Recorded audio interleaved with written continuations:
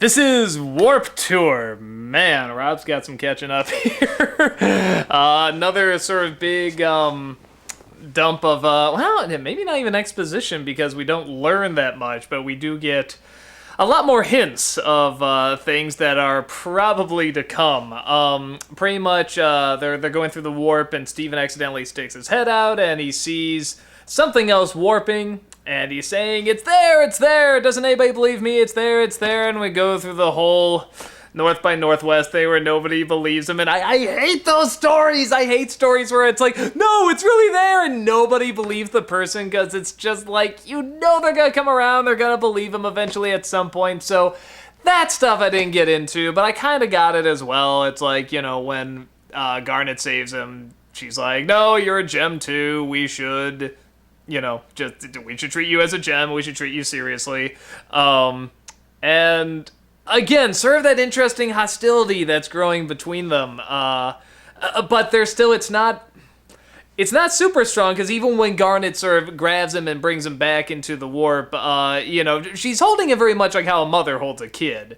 You could grab and sort of be like this or something like that, but she holds him pretty much to the chest, like very much like how a mother would, and talks to him very lovingly too. So it's like, it's not like, oh, they hate each other now, but again, there's definitely that, there's definitely a little bit of that rebelling that's going on. And the big thing is that this ball lands in Steven's, in their house, and it has these like 4 or 5 arms. It's a great design.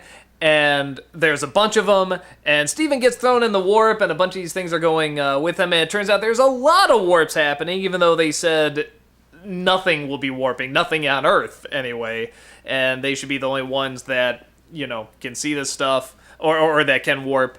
And eventually they follow these things, and there's this character named, was it Peridot, I think? Yeah, Peridot, and a wonderful design. I like, she has this hand where the fingers come off, and they form these computer screens, and can do all sorts of cool stuff. It's a wonderful design, and is pretty much, it looks like she was just checking to see if she's just fixing these warps, pretty much. And she says that it's probably been compromised, because it has the sad face sticker from before, and she takes off, and the gems destroy this warp thing, says she's never coming back, she can't come back, they say we can't do this again, and it just stops there.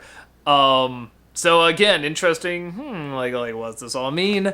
Watching them more and more, I'm not saying they are, but they're acting more like fugitives, like they're on the run.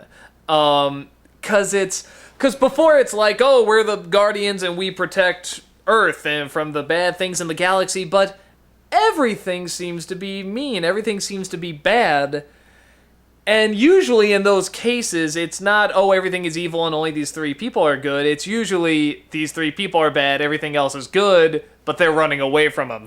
And again, we don't know much about these gems, we don't know much about this universe, so I'm kind of wondering that would be a really interesting twist on the whole thing. Or it could be like, whatever, Last Airbender, where there's like, it's a world taken over by bad things or something, and they just escaped it, who knows. The fugitive thing would be more interesting, though.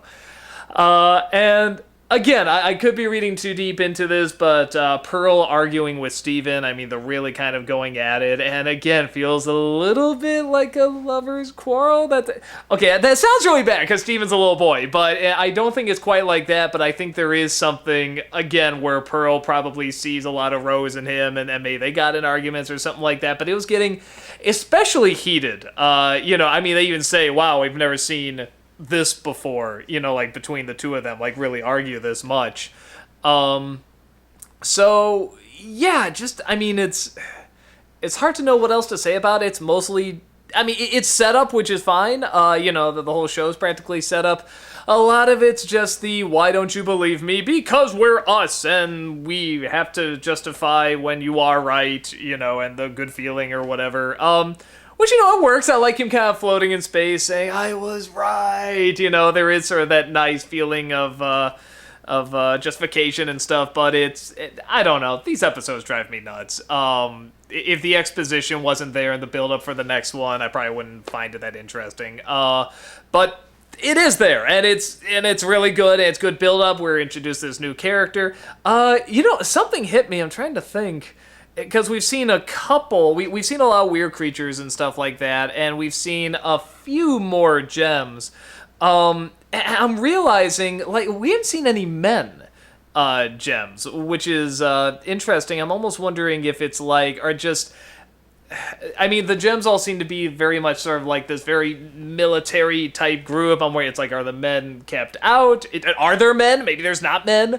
And maybe like because when Rose gives birth to Steven, it's like, they never done it with a human before, and so she becomes the child, or half of her becomes the child or something like that. They can't both exist. So maybe is that part of how they, give birth or how they survive? Like they keep getting passed down to different people or whatever, or maybe there's another way they regenerate or something. So I don't know. It's interesting because usually it's not something that I think about. Like I don't usually watch something and be like, oh, where's the women or where's the men or whatever. But it's like, yeah, we have never seen a male gem. But we haven't seen that many gems either. So I might be jumping to conclusions. But yeah, that was definitely something I was picking up on.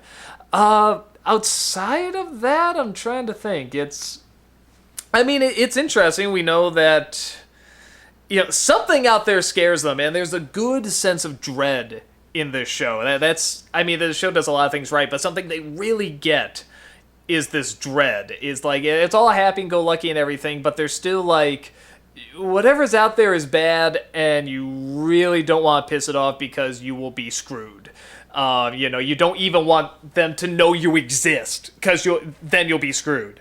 And I find that fascinating. I'm wondering if one of the things they don't want, people knowing they're on Earth or that they're around or whatever, has to deal with the mirror one. I'm blanking on her name again, but her going and talking with somebody. I wonder if that connection has to deal with.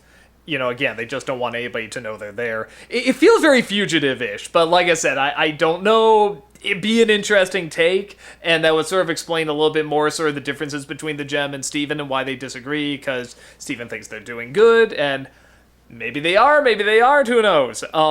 So, again, interesting setup, and I both love and hate episodes like this, because then I get really excited. I want to know more, as a good show should. But then I'm also like, son of a bitch, it's like, that's not enough. I feel like I need more. The last episode was so satisfying in what they gave. And here's these little hints in this episode. And I feel like it wasn't enough. But maybe the next one will fill us in even more. I can't see them just, after she destroys that warp, I can't see them just being like, okay, well, back to a Cat Fingers episode or whatever. I feel like they would have to talk about it. At the very least, Steven would. So yeah, it's I'm really curious where this is going. It leads to a lot of fun questions, and I'm sure you've all seen the show, whatever. But for those who hadn't, either watching it with me or didn't at the time, I mean that's kind of a fun, like, what fan theories could you come up with this? So yeah, that's about it. Like I said, I hate the Why Don't You Believe Me episodes, but at least it built up to something really good, and it still had that real nice sense of dread that this show does really surprisingly well. So that's about it. I will see you at the next one. Later.